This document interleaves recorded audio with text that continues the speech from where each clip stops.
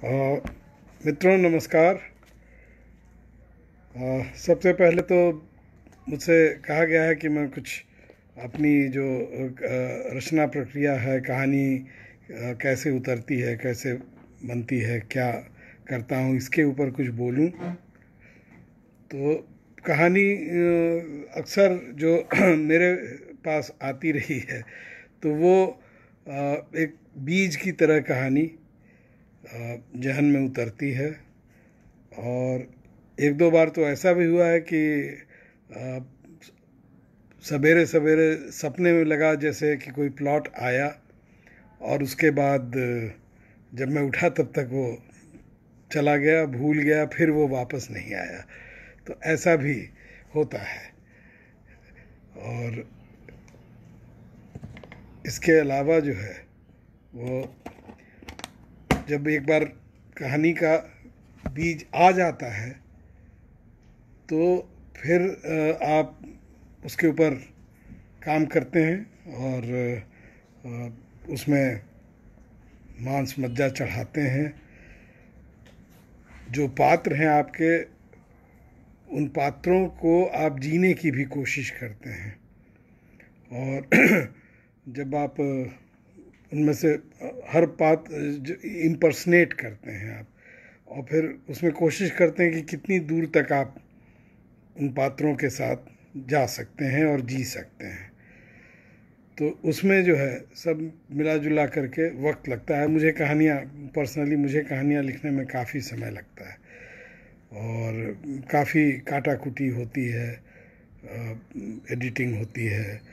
तो ये सब करते कराते जो है वो कहानी बनती है। तो एक बिल्कुल कठिन सी प्रक्रिया है कहानी लिखने की मेरे लिए। और फिर जब आप पात्रों को की नकल उतारते हैं या उनके साथ में आप जीने की कोशिश करते हैं तो उसमें जो है फिर कहानी में कई सारे डायमेंशंस अपने से पैदा भी होते हैं। जब आप लिखना शुरू करते हैं, जब कहानी आगे बढ़ती है तो कहानी बहुत बार जो है वो हो सकता है कि उसमें कुछ ऐसी चीज़ें आकर के जुड़ें जो आपने पहले बिल्कुल नहीं सोची थी, और वो चीज़ें भी कहानी में आ जाती हैं। तो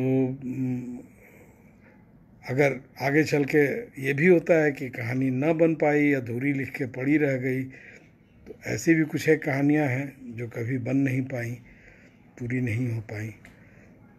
तो कुल मिला जुला करके कहानी लिखने की यही प्रक्रिया है। अब अगर आपका इशारा मिले तो मैं खेल कहानी का पाठ करूं। खेल कहानी मैंने 96 में शायद लिखी थी और ये इंडिया टुडे की साहित्य वार्षिकी में छपी थी। और इस पर जो है राजेंद्र जी जो है वो थोड़ा नाराज़ भी हुए थे, क्योंकि जब कहानी उनको दिखाई थी तो उन्होंने कहा कि हाँ, अरे तो बहुत कमाल की कहानी है। तो उसके बाद मैंने उनको ये बताया कि नहीं, ये कहानी तो मैं दे रहा हूँ साहित्य वार्षिकी में अशोक कुमार जी को। तो उस पर बहुत नाराज़ हुए, कहे कि मैं तुम्हारा वध कर दूंगा। फिर लेकिन उनको पता है कि ठीक है, कहानियाँ तो यहाँ आती ही रही हैं, कभी कभी लेखक का भी मन रखा जाए। एक चमकदार आवरण के अंदर में एक कहानी छपेगी तो इसको भी अच्छा लगेगा। तो फिर उन्होंने कुछ नहीं कहा। तो इस तरह की घटनाएं, चीज़ें होती रही हैं। तो क्या मैं कहानी आरंभ करूं? अगर कर ही देता हूं। तो इसका शीर्षक है खेल। कुछ देर मैं गुजरती मालगाड़ी के डिब्बे गिनता रहा। लाइन पार के प्लेटफॉर्म को फ्रेम दर फ्रेम दिखाती गाड़ी एक चौड़ी सी लंबाई की रिक्तता छोड़कर चली गई, जिसमें फीका सा उजाला था, बदलती हुई भीड़ थी, तरह तरह की आवाज़ें और थोड़ा थोड़ा करके लेट होती ट्रेन का खिंचता हुआ इंतज़ार था। ऐसे ही मंझोले से स्टेशन वाले एक शहर में रहता हूँ। वोल्टेज स्टेबलाइज़र बनाने वाली एक कंपनी में 4 आने की हिस्सेदारी है। पिछड़े शहरों में जहाँ बिजली 150 से लेकर 400 वोल्ट तक बल खाती है, कीमती यंत्रों के साथ साथ हमारा स्टेबलाइज़र भी जल्दी ही उड़ जाता है और वहाँ हमारे उत्पाद की खपत बहुत अच्छी है। शहर शहर घूमकर अपने विक्रेताओं से बकाया वसूली और तकादे करना मेरा काम है, और चूंकि काम निर्मम सा है, मैं किसी से सौजन्य व्यवहार की अपेक्षा नहीं रखता। आज भी मुझे स्टेशन तक विदा करने कोई नहीं आया था।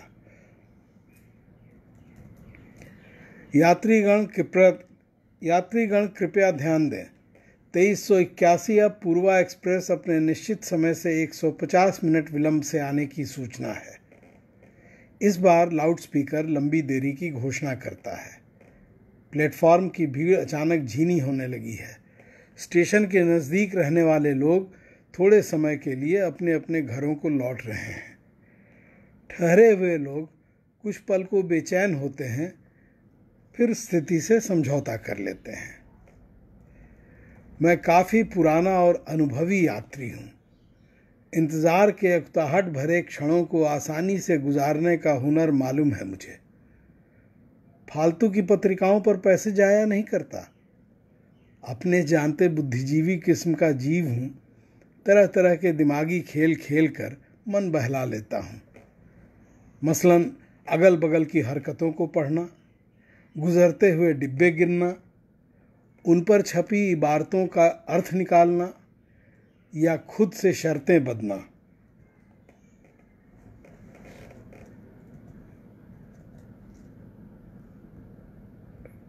पन्ना बदल रहा हूं, क्षमा कीजिएगा।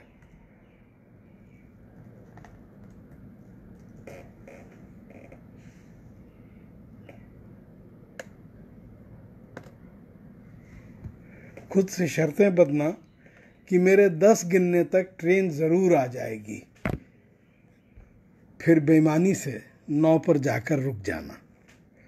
ऐसे कई खेल हैं मेरे पास। लाउडस्पीकर की घोषणा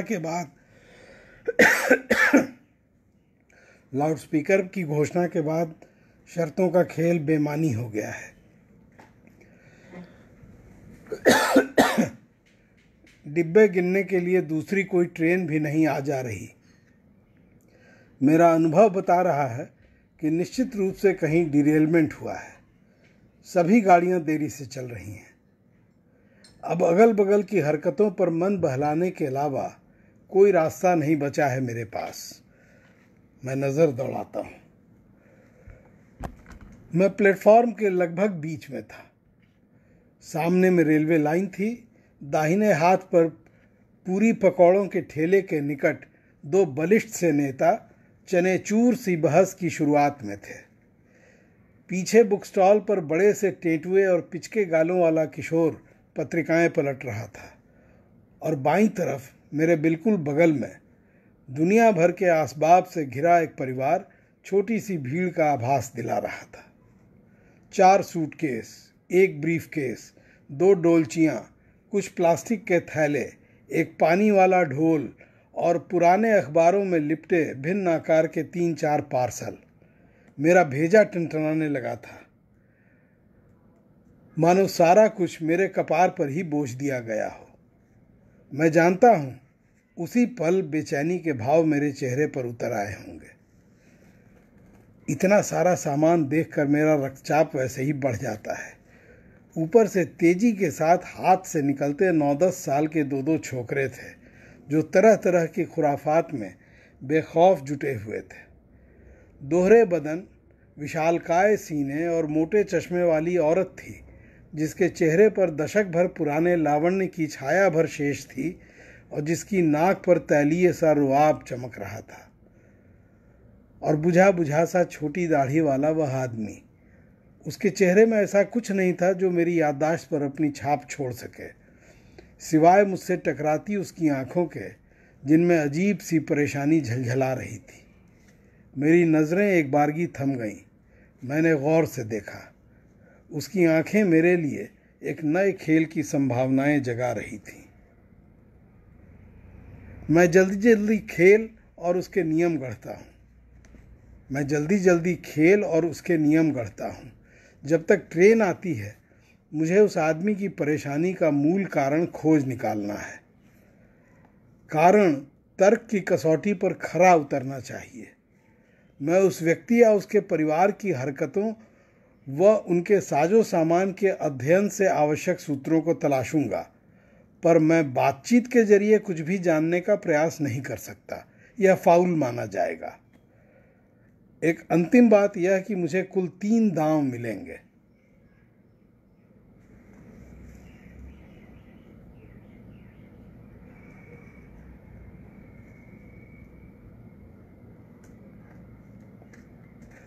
मैं आश्वस्त हूं कि अगले 2 घंटों में बिल्कुल अकाट्य न सही एक संभावित सा कारण तो खोज ही निकालूंगा। यहाँ थोड़ी बहुत चीटिंग की भी गुंजाइश है। खेल काफ़ी दिलचस्प लग रहा है और चाहे जैसे भी हो उसमें मेरी जीत भी सुनिश्चित है। मैं यकायक उत्तेजित हो उठा हूँ। पहली पारी का शुभारंभ करता हूँ। बुझा बुझा सा है और परेशान भी, पर आदमी सरकारी लग रहा है। सिर चढ़े बच्चे चापलूसों लटक दलालों के अस्तित्व और प्रभाव का प्रमाण है। संभव है किसी विभाग में मध्यम दर्जे का अभियंता हो या किसी कार्यालय का अकाउंट्स अफसर या सीओ बीडीओ भी हो सकता है। उधर आदमी में अफसरी तेज का जो थोड़ा बहुत अभाव खटक रहा है, उसे उसकी पत्नी प्रतिशोध के साथ पूरा कर रही है। पत्नी और बच्चे, परिवार।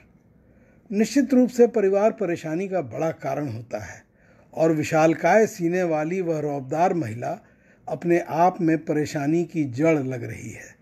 उसके चेहरे पर जो अधिकार भाव है असीमित जान पड़ता है। कोई भी व्यक्ति परेशान हो जा सकता है, मुझे सब पता है।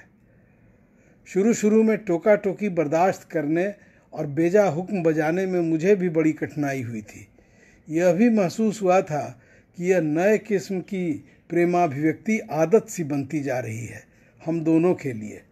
मैंने संतुलन बनाने का प्रयास किया, पर तब तक वह आदत से लाचार हो चुकी थी। मैं समझदार किस्म का जीव हूँ, इसलिए भिन्न स्तरों पर रहते हुए भी एक साथ चलने का दिखावा कर लेता हूँ। वह बड़बड़ाती रहती है और मैं सुनता रहता हूँ। अब शादी के 15वें साल में पहुंचकर मेरी भी आदत सी बन गई है वह। बहुत संभव है वह भी मेरे बारे में ऐसा ही कुछ सोचती होगी। बहरहाल लगता है मैंने खेल को बड़ी आसानी से जीत लिया है। वैवाहिक असंतुलन इस आदमी की परेशानी का कारण है, अपनी स्त्री से तालमेल का अभाव। बिल्कुल आसान सा हल था। इस फुसफुसे से खेल पर मुझे दया आ रही है। मैं यूं ही उस आदमी को सहानुभूति से देखता हूँ। वह बेचारा भी खासा लंबा वैवाहिक जीवन झेल चुका है, पर जो आदमी इन बेड़ियों में इतना अरसा काट चुका है, उसने मेरी ही तरह किसी न किसी प्रकार का तालमेल भी तो खोज लिया होगा अब तक। अन्यथा ऐसे भला कौन जी सकता है। यह नया तर्क स्फुटित होकर ललकारता है और एक झटके में मुझे अपनी भूल का एहसास होता है। जल्दबाजी में पनपी अपनी धारणा को मैं अपने ही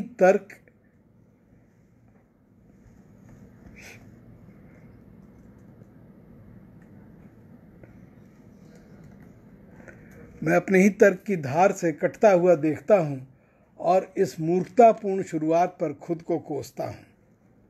अब भारी सीने वाली औरत उतना व्यापक कारण नहीं लग रही है जितनी कि आदमी की आंखों में परेशानी है।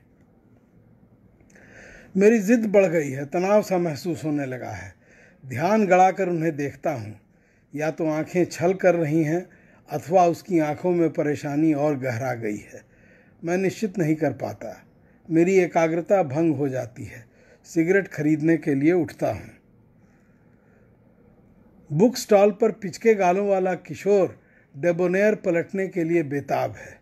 स्टॉल वाला झिड़क न दे, इस बात का भय भी है उसे। अनजान से बने उसके हाथ होशियारी से उत्तेजक पृष्ठों की तरफ बढ़ते जा रहे हैं। स्टॉल वाला सब समझ रहा है। वह पिचके गालों वाले को एकटक देखता है और जैसे कि चोरी पकड़ी गई हो, लड़का इस चक्षु वेधन से झेप जाता है, दूसरी दिशा में ताकने लगता है।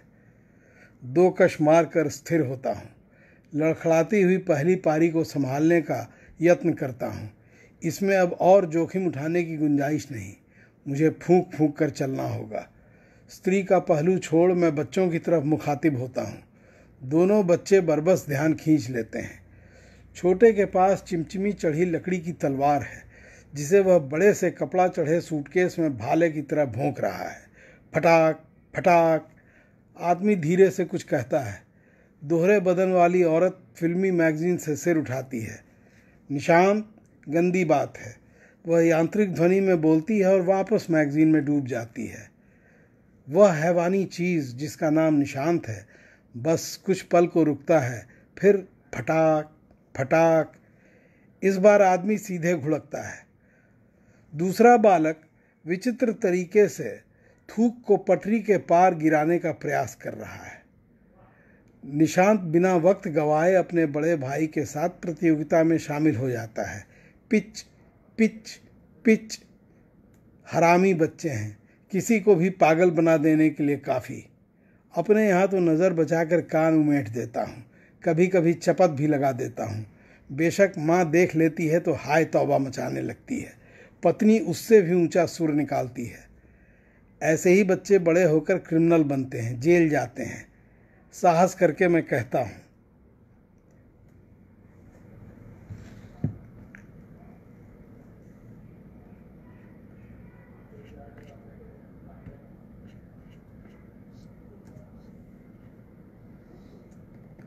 ऐसे ही बच्चे बड़े होकर क्रिमिनल बनते हैं, जेल जाते हैं। साहस करके मैं कहता हूँ, फिर असेंबली या पार्लियामेंट में पहुँचने का रास्ता भी तो खुल जाता है।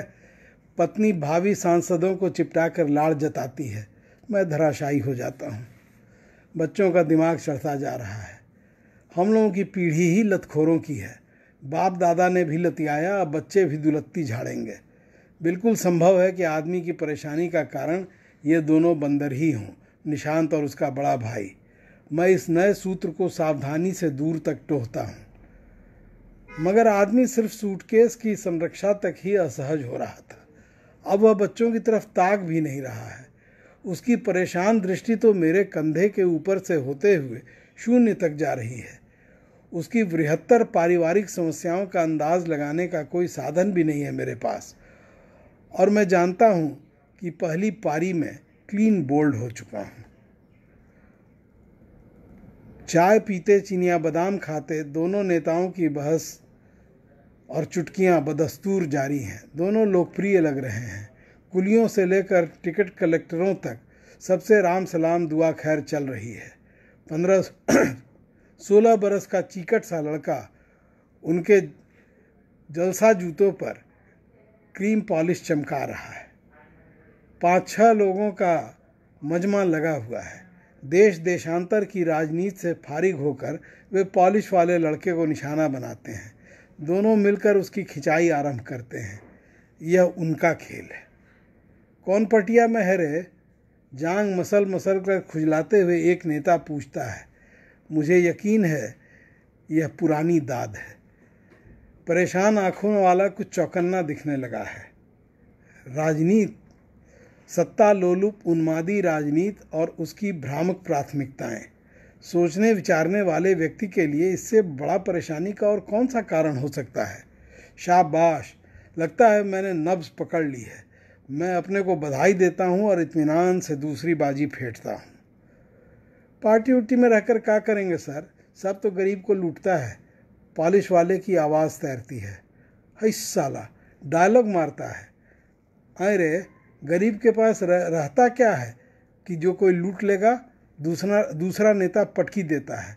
छोटा सा समूह भद्दे तरीके से हंसता है।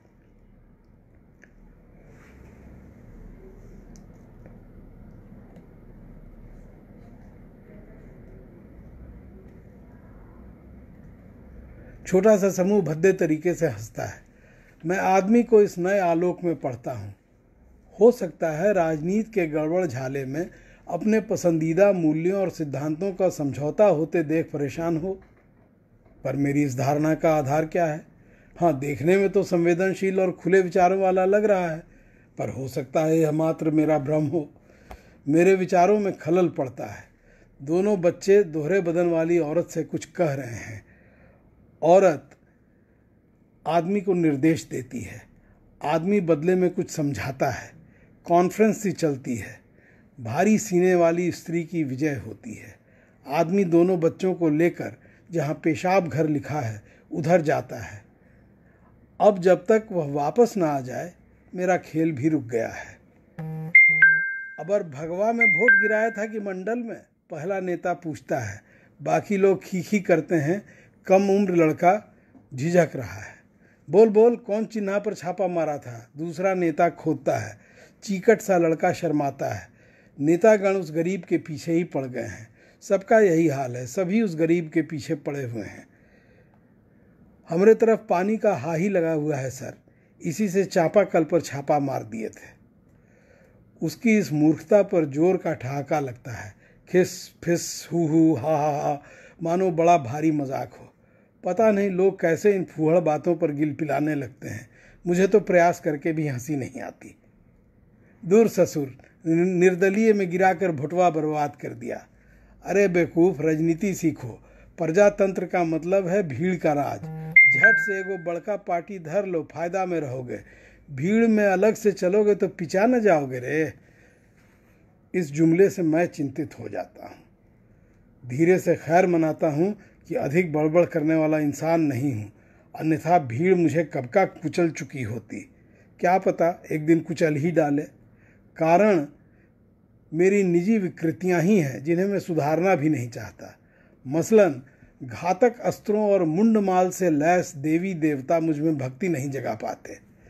आतंकवादी ईश्वरों, जंग परस्त पैगंबरों, रक्त पिपासु धर्म गुरुओं और नए पुराने पाखंडों से एलर्जी है मुझे। पर कहीं से नास्तिक भी नहीं हूँ। प्रकृति, विज्ञान और मनुष्यता में भरपूर आस्था है मेरी।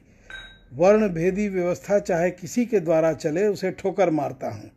खूनी क्रांति के नुमाइंदे मेरे आदर्श नहीं। वैचारिक स्थिरता का मैं विरोधी हूँ और आदर्श के आईने में लोगों को उनके दोष दिखाना मेरी आदत है।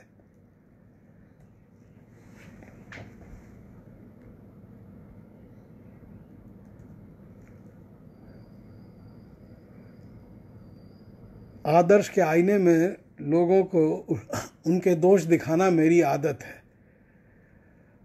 अब कोई बताए किस समूह के लायक बचा हूं मैं? मुझे नहीं तो और किसे रौंदेगी भीड़? खुद को सबसे अलग व ऊपर पाने में अद्भुत आनंद की अनुभूति हो रही है। अपनी क्रांतिकारी शहादत की सोच सोचकर काफ़ी अच्छा लग रहा है। आत्ममुग्धता के सागर में डुबकियां लगाता हूँ। आदमी और दोनों बालक मुंह बनाते चले आ रहे हैं। बच्चों को कुछ आया हुआ है और यह कोई रहस्य नहीं है कि प्लेटफॉर्म का टॉयलेट बजबजा रहा होगा। सुसंस्कृति सिखाती माँ उन्हें रोकने के लिए आंखें दिखाती है। दोनों बालक पैर सिकोड़कर बैठ जाते हैं। मैं दूसरी पारी को यहाँ से पकड़ता हूँ। निश्चय ही वर्तमान राजनीति परेशानी का पुख्ता कारण है, पर राजनीति को कितनी गंभीरता से लेता है आदमी, यह उस पर निर्भर करता है। मैं आदमी के भीतर झांकने का प्रयास करता हूँ। किस विचारधारा से जुड़ाव रहा है उसका, यह पता चल जाए तो हल आनंद फानन में खोजा जा सकता है। मन करता है चालाकी से बातचीत के जरिए उससे उगलवा लूँ, लेकिन यह तो सीधा सीधा फाउल होगा। इतनी भोड़ी बेईमानी करने में मेरा बौद्धिक अहम भी आड़े आता है। मन महसूस कर रह जाता हूँ। ध्यान बटोर कर पूरे परिवार का सघन परीक्षण करता हूँ। आदमी की छोटी सी दाढ़ी वामपंथी झुकाव का संकेत है। बच्चों के गंडे तावीज जंतर मंतर धार्मिक रुझान की पुष्टि कर रहे हैं, और औरत की महंगी पसंद, कीमती साड़ी, गहने, दुनिया भर का सामान, भारी भरकम सूटकेस मध्यमार्गी किंतु कदाचारी संस्कृति का प्रत्यक्ष प्रमाण है। आखिर किस तरह के दर्शन में विश्वास रखता है यह आदमी? मेरा माथा झंझना जाता है। मैं फिर से एक एक चीज़ को पढ़ता हूँ और उत्तर वहीं से कौंधता है। एक खास वर्ग की तरह ही राजनीति को खेल सरीखा लेने वाला है आदमी। किसी भी तंत्र के अनुरूप रंग बदलने की क्षमता रखता है। सामाजिक उथल पुथल से अप्रभावित उसकी प्राथमिकताएं भिन्न हैं। परिस्थितियां कितनी भी त्रासद रहें, अपना लाभ चुरा कर निकल जाएगा वह। उसकी माली हालत इस बात की गवाह है। दुनिया जाए भाड़ में अपनी बला से, उसे परवाह नहीं। मन कड़वाहट से भर जाता है। धूप का चश्मा उतार कर रेशमी रुमाल से पेशानी पोंछता हूँ। मेरी नज़र सुनहरी कमानी पर पड़ती है। मेरा हाथ कांप जाता है। किस बात की नैतिक प्रभुता का ढोंग रच रहा हूँ तब से। खर्चीली और आसान जीवन शैली का आदी, हवाई क्रांतिकारिता की विलासिता में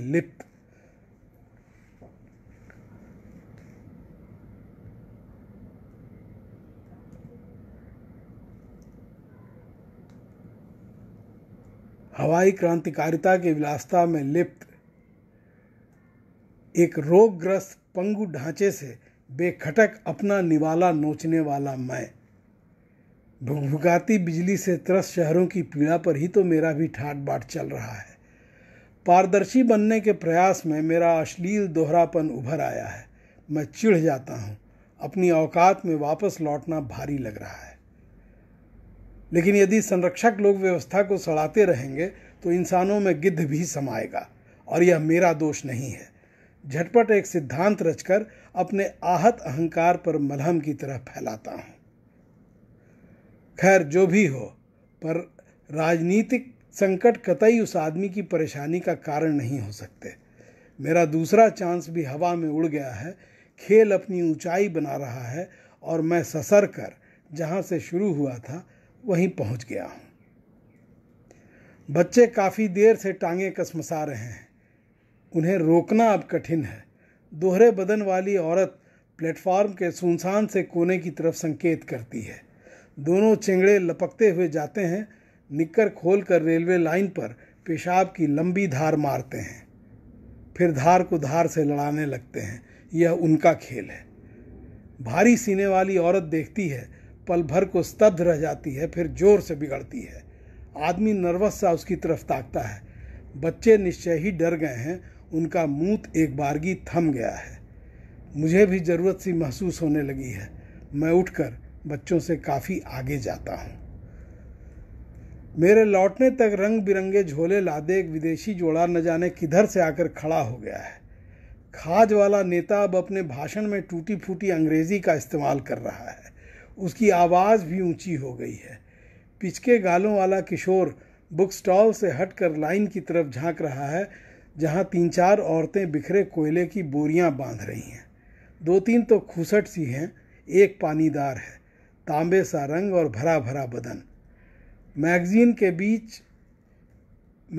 के बीच खोई भारी सीने वाली औरत नाक से कुछ निकाल कर उंगलियों में घुमाते हुए बत्ती बना रही है। चीकट लड़का पॉलिश से निपट कर नेताओं के चंगुल से छूट गया है। वह एक पूरी की पूरी माचिस की डिबिया खरीदता है और नाखून के झटके से सेंट्रल एक्साइज की चक्रधारी चिप्पी को उखाड़ फेंकता है। ये तब का ज़माना था। मुझे विश्वास है कि यदि उसे पता चल जाए कि इस मामूली सी दिखती चिप्पी की मार्फत उसकी गाढ़ी कमाई का एक अंश राष्ट्रीयकृत बैंकों द्वारा सट्टा बाजार में डुबोए हजारों करोड़ रुपए के नुकसान को ढकने में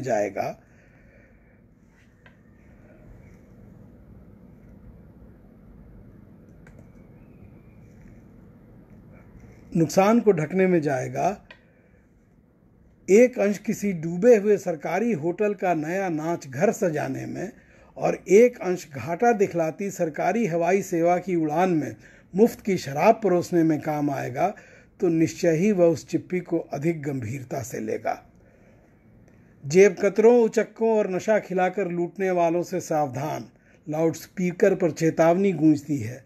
चीकट सा लड़का बीड़ी सुलगाता है। लाउडस्पीकर की हिदायत असर दिखाती है। आदमी अपना ब्रीफकेस नज़दीक खींच लेता है। उसके हाथ यंत्रवत हिप पॉकेट में छिपे पर्स को सुरक्षित तलाशने बढ़ जाते हैं और मुझे अचानक महसूस होता है कि इसकी परेशानी बहुत हाई फाई न होकर सीधी साधी सी यात्रा संबंधित भी हो सकती है। मैं व्यर्थ में तब से राई को पहाड़ समझ रहा था। हो सकता है महज ट्रेन की देरी से परेशान हो रहा हो, पर यह तो किसी भी हिंदुस्तानी के लिए नखरे दिखाने वाली बात होगी। हो सकता है किसी अशुभ समाचार को पाकर औचक यात्रा करनी पड़ रही हो, लेकिन स्त्री और बच्चों के क्रियाकलाप किसी अशुभ समाचार की छाया तक नहीं दिखा रहे, बल्कि संभावना यह है कि ये लोग दशहरे की छुट्टियां मनाने घर जा रहे हैं। कल से स्कूल बंद हुए हैं, सरकारी कार्यालयों में भी छुट्टियां आरंभ हो गई हैं। तो फिर इसके पास यात्रा का रिजर्वेशन नहीं होगा। यह कारण जंच रहा है, लेकिन जिस निश्चय के साथ वह बैठा है उससे मेरे तर्क की धार भोथरी होती नजर आती है। दूसरे, अगर रिजर्वेशन न होता तो अब तक स्त्री उसे कितनी बार हुरपेटती, इसका अंदाज़ा मैं बखूबी लगा सकता हूँ। इतने आराम से थोड़ा ही बैठ पाता वह। तो फिर रेल कर्मचारियों की अभद्रता की सोच सोचकर परेशान होगा। मुझसे तो अक्सर बहस हो जाती है, एक आध बार मैं उनसे पिटते पिटते भी बचा हूँ, पर अपमानित होना और अपमानित करना रोज़मर्रा की बात है। हमारी संस्कृति में मानवोचित प्रतिष्ठा देने का कोई प्रावधान ही नहीं है। जहाँ कोई किसी को चट से कनैठी दे सकता है, डंडे से हूर सकता है, जानवरों की तरह बांध कर पीट सकता है, निर्वस्त्र करके जुलूस बना सकता है, जबरन गूमूत खिला सकता है, सामूहिक रूप से जिंदा जला सकता है, वहाँ मात्र अभद्र व्यवहार या कटु वचन कहीं से भी उतनी गंभीर परेशानी का कारण नहीं हो सकते। तो फिर हो सकता है प्लेटफॉर्म पर दोनों नेताओं की उपस्थिति उसकी परेशानी का मूल कारण हो। दोनों बाहुबली उसे उसकी आरक्षित सीट से सपत्नीक उठा फेंकने में पूरी तरह सक्षम है, और यात्रा के दौरान परेशानी के इससे ठोस कारण की कल्पना भी नहीं की जा सकती। आदमी नजरें चुराकर उन नेताओं की तरफ ताक झांक भी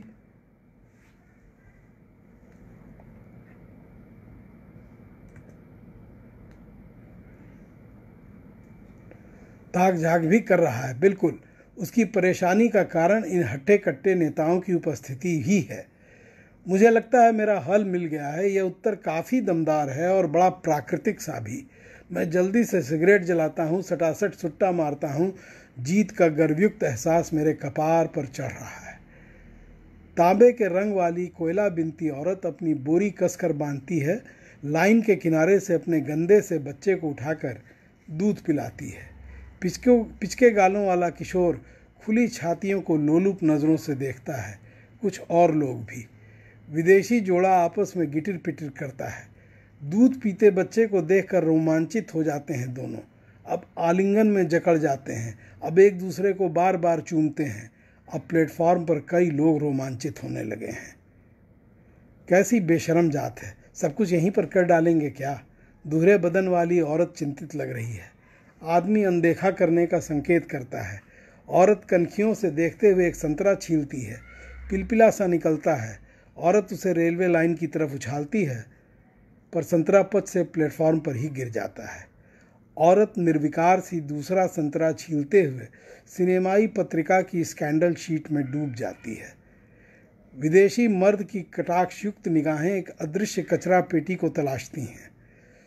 फटे फ्रॉक और जट पड़े बालों वाली एक नन्ही लड़की गिलहरी की तरह अवतरित होती है। चट से संतरा पकड़कर पल भर में अंतर्ध्यान हो जाती है। विदेशी जोड़ा आंखें फाड़ फाड़ कर देख रहा है। उनका प्लेटफॉर्म साफ हो गया है।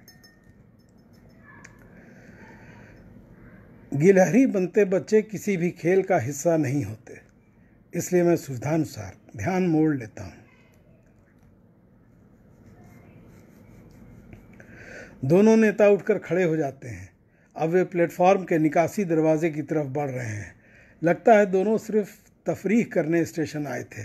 दोनों के पास एक हैंड बैग तक की गैर मौजूदगी और कुलियों से लेकर टिकट कलेक्टरों तक का परिचितों सा व्यवहार। अरे मुझे तो पहले ही समझ जाना चाहिए था कि दोनों यहाँ के पुराने अड्डेबाज हैं।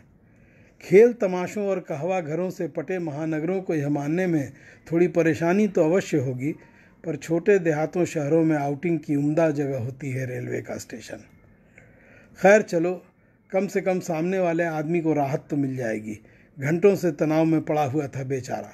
नेतागण खरामा खरामा रेलवे का फाटक पार कर जाते हैं।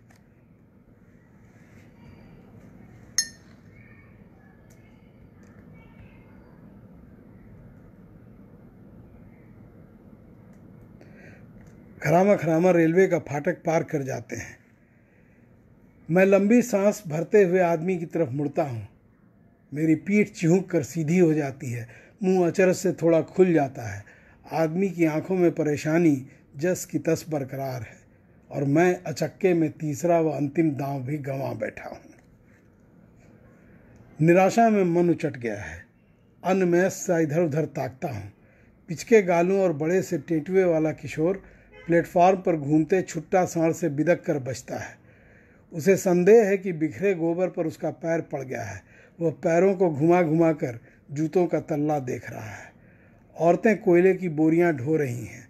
जीआरपी और आरपीएफ के जवान प्रति बोरी अपना अपना हिस्सा वसूल रहे हैं। विदेशी जोड़ा एक चूल्हे वाले ठेले को कौतुक से देख रहा है।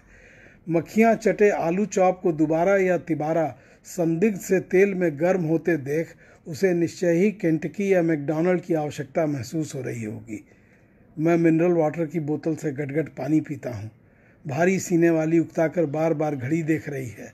निशांत और उसका भाई दोनों गुंडे थक चुके हैं। चीकट लड़का और गिलहरी लड़की नज़र नहीं आ रहे। खाज वाला नेता अपने साथी के साथ कब का लुप्त हो चुका है और सामने वाला आदमी यथावत चिंतित है। यात्रीगण पूर्वा एक्सप्रेस प्लेटफार्म नंबर 1 पर आ रही है। मेरी धड़कन तेज हो जाती है। सहसा प्लेटफार्म पर भीड़ बढ़ने लगी है। कुलीगण सक्रिय हो उठे हैं। उनमें से एक खड़िया लेकर प्लेटफार्म पर नंबर डाल रहा है। दूर पसरे ऊँघते श्रमिक वर्ग के यात्री आंखें मलते उठ रहे हैं।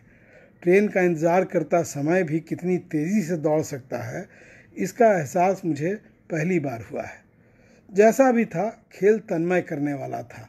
2 घंटे कैसे बीत गए पता ही नहीं चला, पर ध्यान आते ही हार की कचोट टीस मारती है। भाई, बेशर्मी करके तो मैं अभी भी जीत जा सकता हूँ। मान लीजिए कि अब तक सोचे कारणों में से एक को उस आदमी की परेशानी की जड़ मान ही लूँ तो कोई मेरा क्या बिगाड़ लेगा। आखिर मैं ही खेल बनाने वाला हूँ, मैं ही खिलाड़ी हूँ, नियम भी मेरे ही बनाए हुए हैं और रेफरी भी मैं ही हूँ। ऐसी मजबूत स्थिति में बड़े से बड़े लोग छोटी से छोटी बेईमानी करने में नहीं हिचकते। पर मैं अच्छी तरह जानता हूँ कि सिर्फ जीतना भर जरूरी नहीं है। मुझे सचमुच का हल चाहिए, संतोषजनक और तार्किक हल।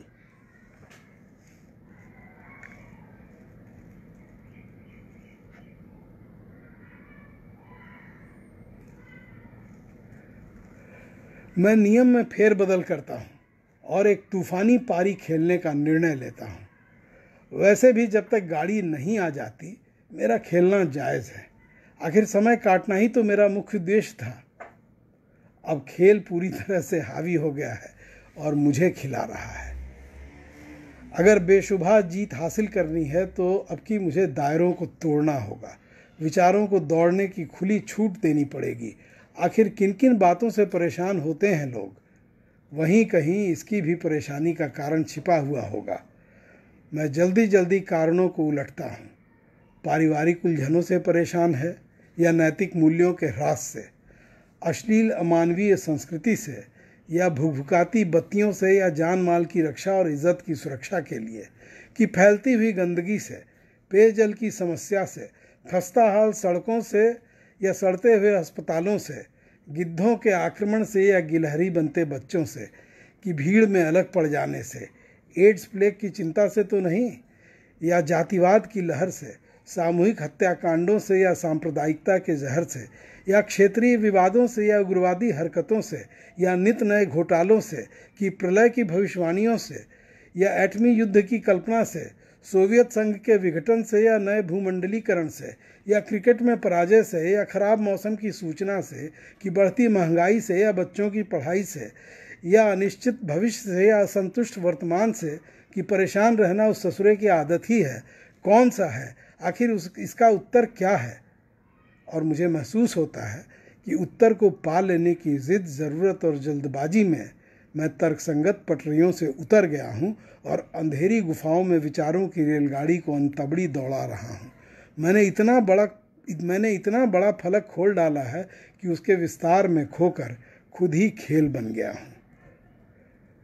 बहुत दूर पटरियों पर इंजन की आकृति बनने लगी है। मेरी ट्रेन पहुंचने वाली है और मेरे पास इस पहेली का अब तक कोई भी उत्तर नहीं है। सामने वाले आदमी की तरह ही मेरी परेशानी भी चरम सीमा को लांघ रही है। क्या है इस पहेली का उत्तर, क्या है? और यकायक बोध की बर्फीली लकीर मेरी शिराओं में नश्तर सी उतर जाती है। मैं काट सुन्न पड़ जाता हूँ। इतनी देर से, घंटों से उसकी आंखों में मैं सिर्फ अपनी ही तमाम परेशानियों को तो देख रहा था।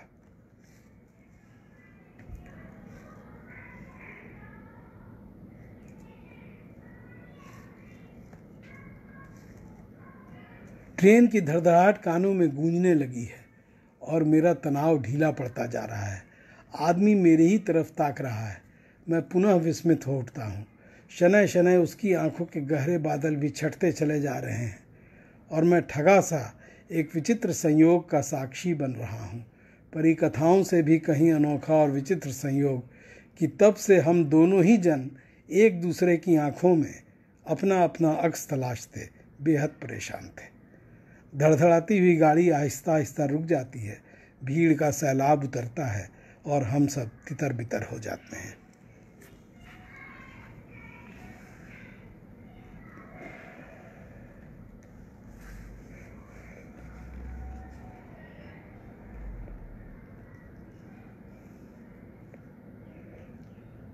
जी, कहानी ख़त्म हो गई।